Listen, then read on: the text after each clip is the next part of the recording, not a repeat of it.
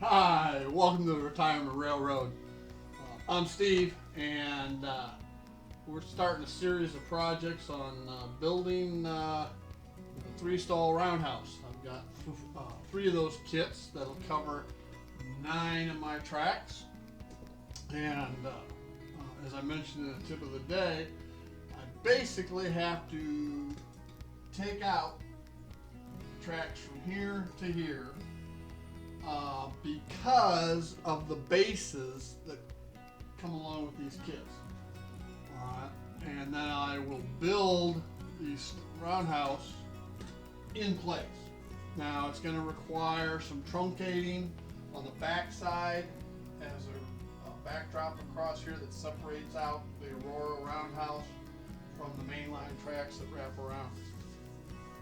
Alright, and first order of business though is to move all the equipment. So let's run some trains first.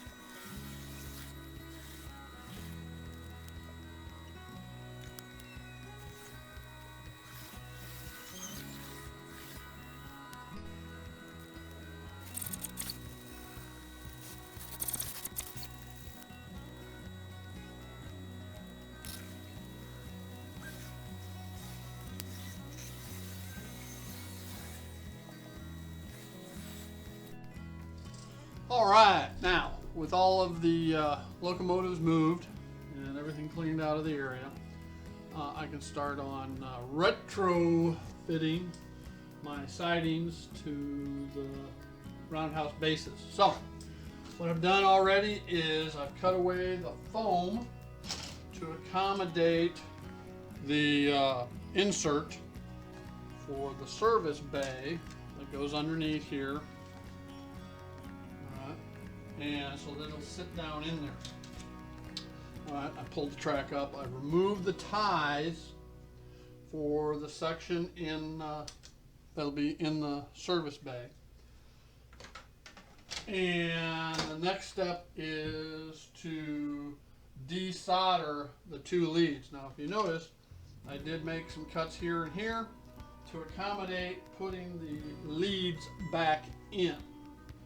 Alright, once I have the rails in, before I glue them down, I will resolder.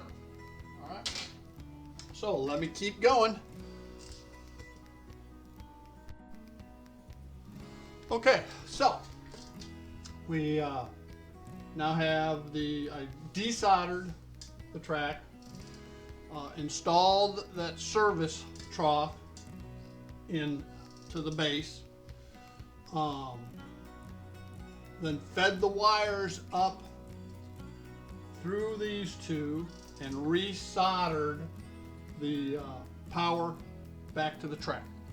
Alright, then I added some very thin super glue along the indentation for the track rail, and then inserted the rail and clamped it down. So we're going to let that dry for a while. Then we'll come back and we will mount that section back into the layout, right, and test the power and do all that kind of stuff. If everything works out satisfactory, then we repeat this process 8 more times, plus we'll have to truncate the backs of these where the backdrop's going to, the separation drop is going to be. So, and I've also got to cut all those tracks, make them the right size. I got to get that piece for the divide or backdrop into place. So a lot to do. All right, but I wanted to make sure that this process here was going to work first, and we can actually do one more section before we have to start truncating these backs for where it comes up against the incline of the mainline tracks behind the roundhouse. All right, so stay tuned. We'll be back.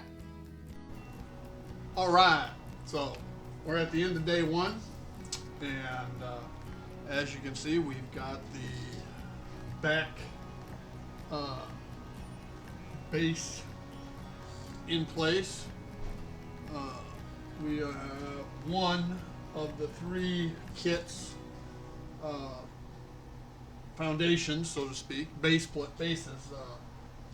completed, rewired, and tested, so they're all good to go. And you can see what I mean about being truncated, right? Each one of these going forward gets truncated. So tomorrow we'll start on these three tracks, or the next three tracks, and see how far we get. Now, as you notice, I had to cut out some areas here so I could use the same droppers and wire up those tracks. I will fill those in and minimize that appearance. They will be under the first section of the roof, which will, that portion of the roof will not come off. I will build the roundhouse where the back portion will come off. And so what you see will be minimized as far as visibility to it. All right, well, that's it for day one of the three kit roundhouse build. And stay tuned. We'll be back for more tomorrow. All right, here we are back at the retirement railroad. I'm Steve, and we're on day two of our roundhouse build. And last night I finished three of the tracks and foundations or base plates. Then I had dinner and I was feeling kind of bored. And now that I had the system down, I went ahead and did three more. So we got 6 of the 9 base plates or foundations, whatever you want to call them, done. And so today we'll finish up the other 3 and determine where to go from there. You know, I also have that backboard here in place. So we're going to have to paint it and do some things. So, all right, so let's get started. Day 2. Stay tuned. Okay, so we got 2 more tracks to do. They're both already loosened up off the base and unglued and unpinned. All right, first step that we have to do is, because of this wall and the limited amount of space, the building gets truncated. Okay, so the first thing we got to do is figure out how much of the next base plate gets removed, gets cut off. Okay, so we measure it, and we're 9 1/8 on this side. Okay, so we measure that out, 9 1/8 from the front backwards.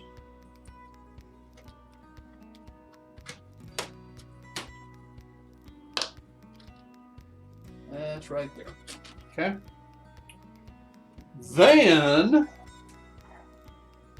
we know that center to there is 3 and just under 3 7/8.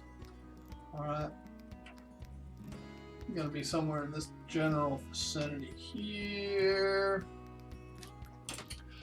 and going back, and it will be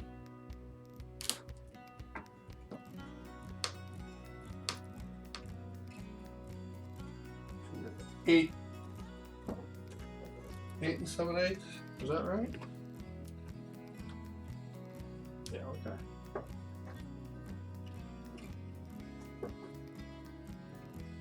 And it's gonna be 8 5/8. Okay.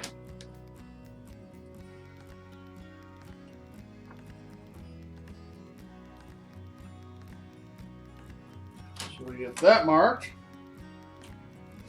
And now we simply take our Dremel and we trim off. Okay?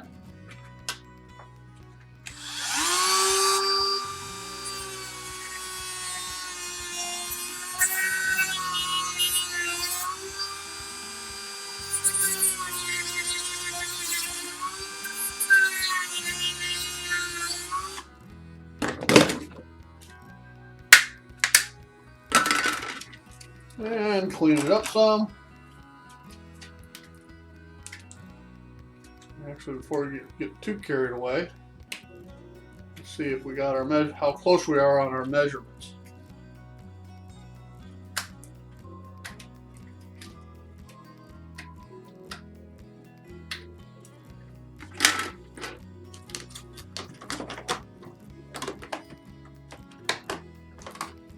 Gonna be pretty darn close. May have to take off a little bit more over on this side.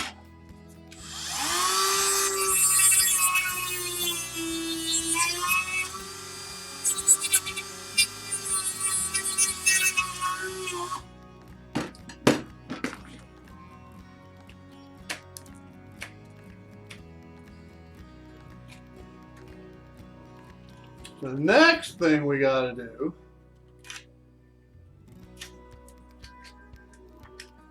is we line up how much we got to cut the holes for where the wire is going to go. So now that we have that, we're going to take up right here.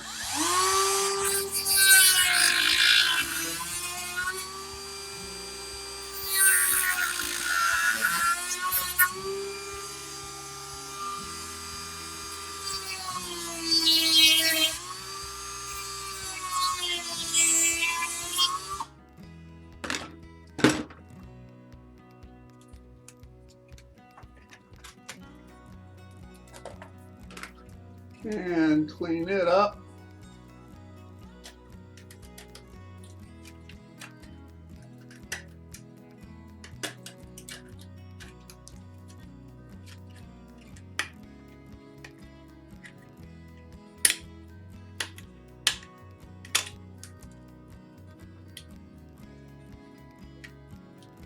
Key thing here is cleaning out these rail inserts so that when we get to putting those rails in here, that there's no obstruction.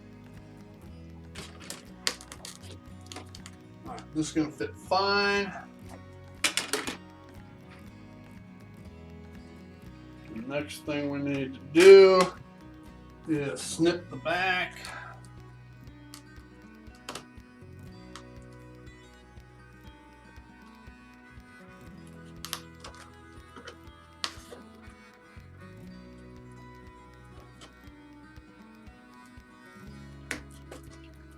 And now we can remove these ties.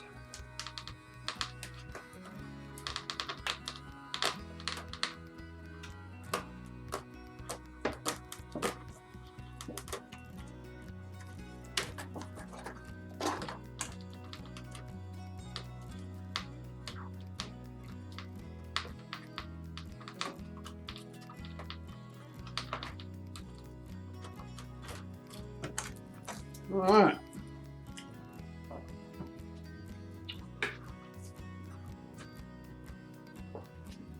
Next thing is we can unsolder those feeders or drops, whichever you prefer.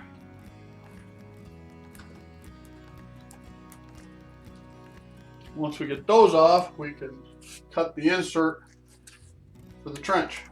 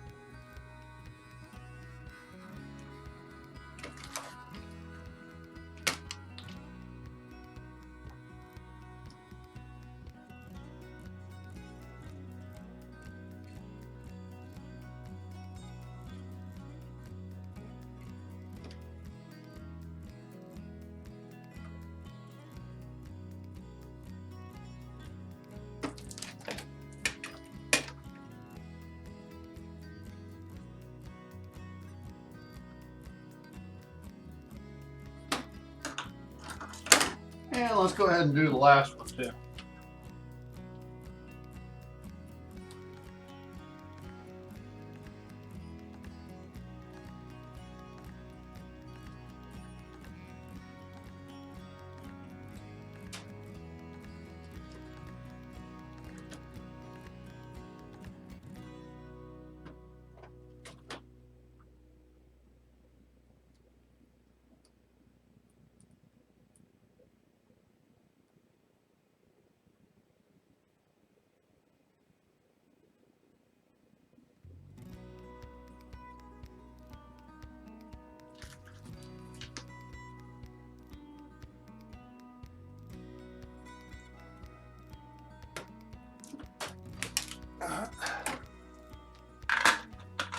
We got that off. Now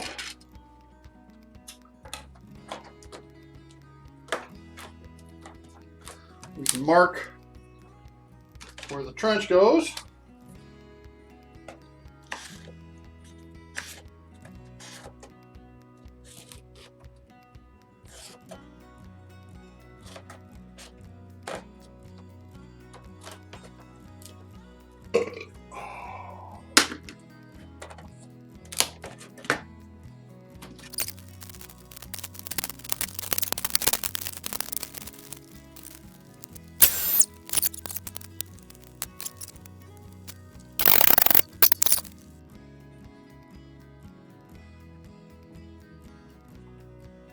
Okay, so we're back, and now all we have to do is trim off the service bay.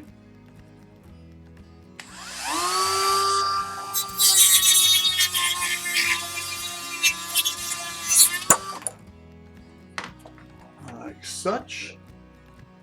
And clean it up some.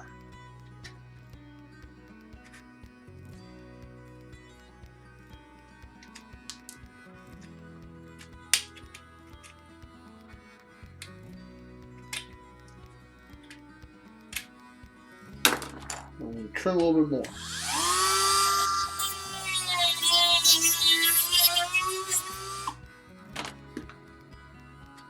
There we go. All right, now we feed the two wires, making sure we have the positive on the correct side. So we get the right polarity. All right, it'll fit in there just perfectly. Now it's time to do some soldering back on these rails.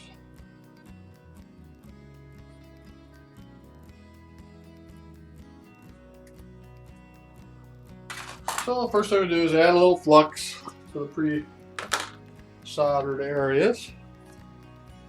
So there we go. Little brush here. Put the flux on here. Keep in mind these wires are already tinned from the previous soldering, as well as the rail.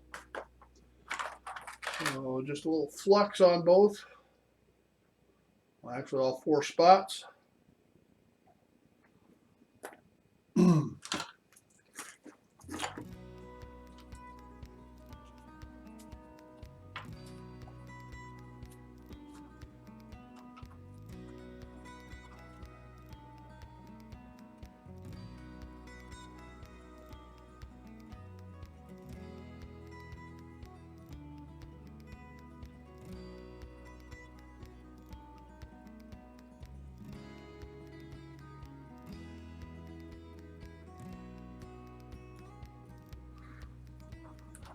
And that's one side.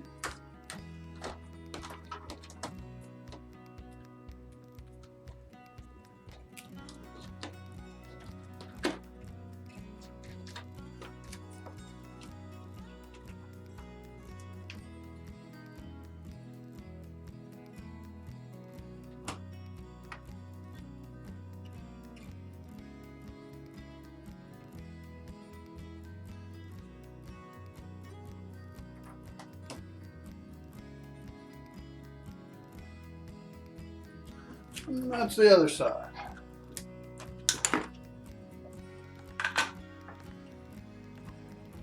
All right. Next thing we do is we glue the rails down. And we add a little super glue into the troughs where the rails go.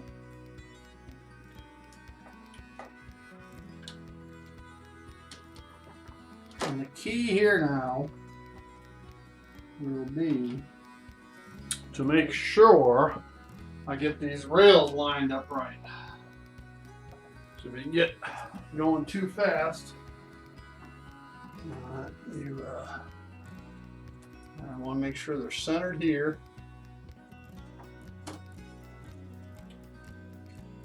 Get this in a spot. Feed these rails back down in to their areas.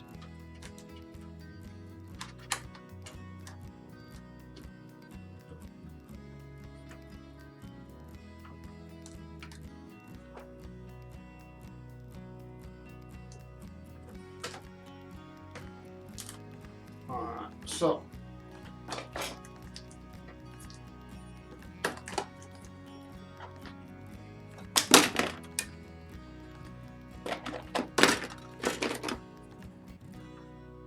clamp that rail in place,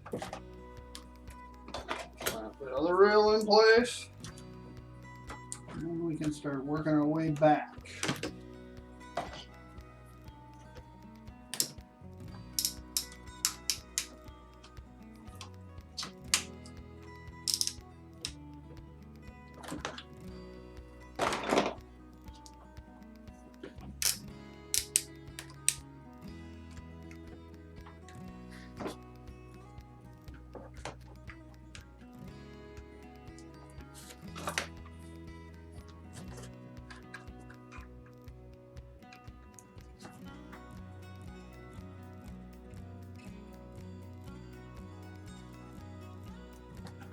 Okay, that's all there is to that. Now we simply have to let that cure before we set it, mount it permanently into the layout. Stay tuned.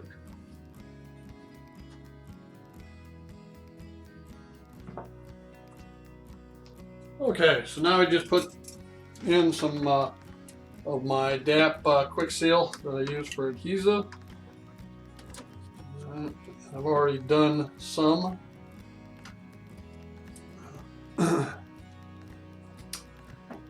And get it spread a little bit.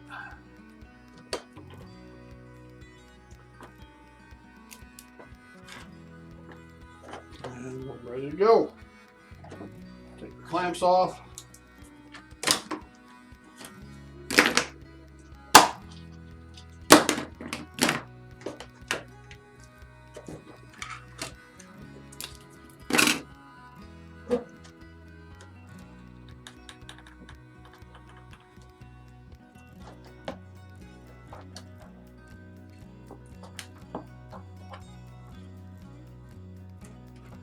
Right. Looking good.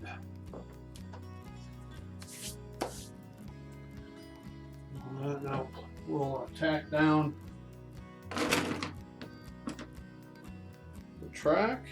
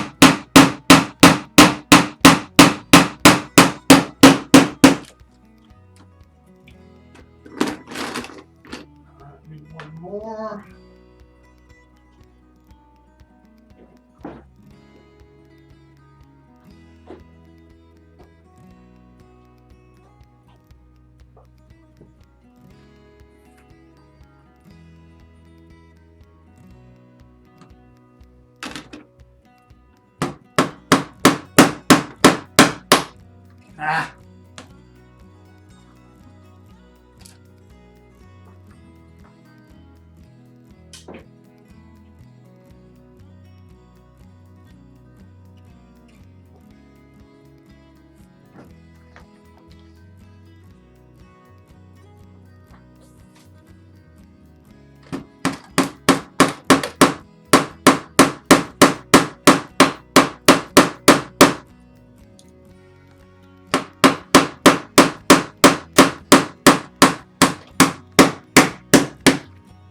Go.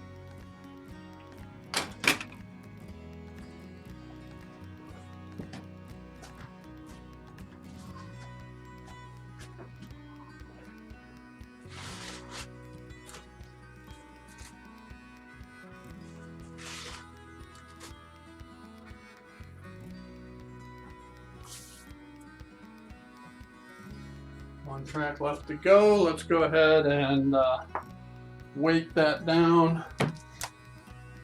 Get it set up. What?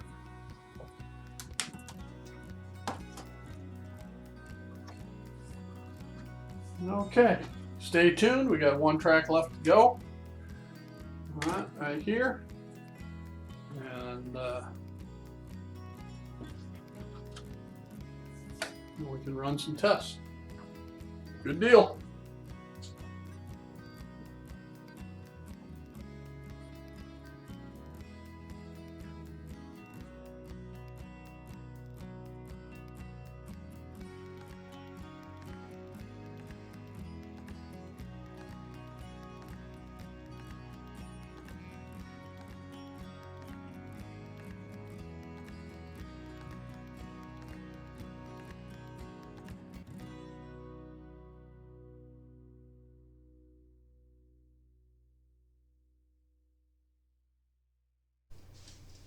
Hi, welcome once again to the Roundhouse project and the Aurora engine facility. This is day 4. I think I may have missed an update for day 3. Not much has really been done on the Roundhouse itself. You will notice there's a backdrop separation board there. And if you can make it out, you can see back against the wall, there's a new backdrop. And that backdrop extends all the way in front of my work area and meets up with the, behind the desk, and meets up with the backdrop for Downers Grove Fairview. Right. And that took some engineering to do. And of course I had to paint the masonite board and engineer it getting into place, backfill with some foam, my lava foam as I like to refer to it. You can see a little bit right here to fill a gap. So all the tracks have been tested. I will have to go in and weather that roundhouse flooring, and I've been debating on these panels. I have checked for the light, and light will penetrate through this plastic, so I do have to paint the back. I'm going to put the windows in first though, and then paint around the window frames and stuff. And I will have to finish the brick with mortar, which will be a light gray wash. And I'll come back and dry brush some red brick onto this brown brick printed plastic, and that'll take the shine away, and it should give enough variance to the bricks themselves.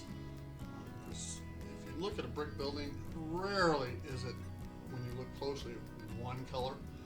Usually there's some variances in the color of the brick. So we'll work on that. And even though the back is truncated up against the separation board there, I will be putting in the panels, the rear panels for the roundhouse. and they will have the windows in them. But I haven't debated whether I'm going to do a matte finish on those windows or not. I may just leave them clear where you can see through, and there's green back there. I'm not sure. We'll have to play that by ear as we go. And of course, as I stated earlier, that's a build in place project, so that'll make it interesting. I also have the fueling facility to do here as well. These are just set into place. These are old 50-year-old kits that I still had in boxes, and I just set them out there. So they probably are not going to stay. Once I get this up and working right and everything, then I will move over here to the farm, the hillside through the desk farm scene. So anyway, that's our day 4 update, and we will continue on. So thanks again, stay tuned, and we'll keep you updated. Bye for now.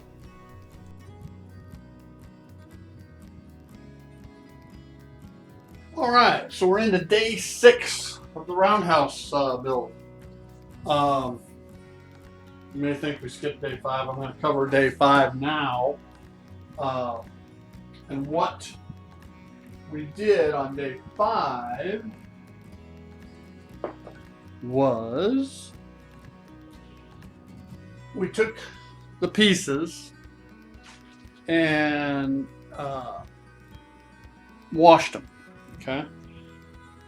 We used a gray wash, which is nothing more than some light gray house paint. The same color I use on a lot of my concrete work here, like such as here, without the black. And we just wash it into this brickwork. Okay. And most of the pigmentation will fall into the mortar joints in the brick. Okay. And it'll dry, and it'll have a white or a gray, hazy, dirty look to it. Then the next step was that once it's fully dry, do not seal it, because if you use a matte finish on it, it'll wash it out, it'll take it away. But once we're finished with that, what we do is we come in and we dry brush some red brick color onto the face. Now if you look, you can see what color it started as, this brown brick, and it's been washed and then dry brushed a red brick color. And you can see in the mortar joints that light gray left over from the wash, hopefully. Now, what color do I use? Well, I make that color up. And it's nothing more than this brown base color I start with. All right. And I mix in a little orange, this apricot, they call it, apple barrel Walmart paint. All right. And some bright red. Okay. Until I get to the consistency and color that I want. Okay.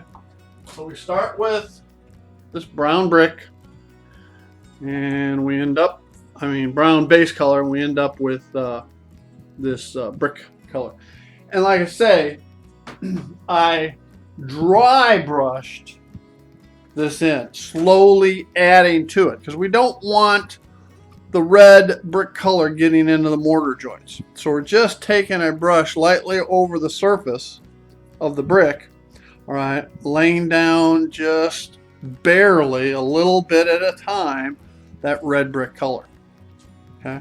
And then finally, once that's dried, come back and I add my my windowsills and my foundation colors. So that's where we're at for that. Okay. Next thing we'll do is we will probably start some assembly tomorrow. Okay. So that's day 5, and what we've done day 6 is the white base foundation colors and windowsills. So I've got some weathering to do on the floor over there, and I may start some interior lighting before I start building. So at least getting the holes drilled for some interior lighting. All right, that's day 5 and 6. We'll get back to you. Stay tuned.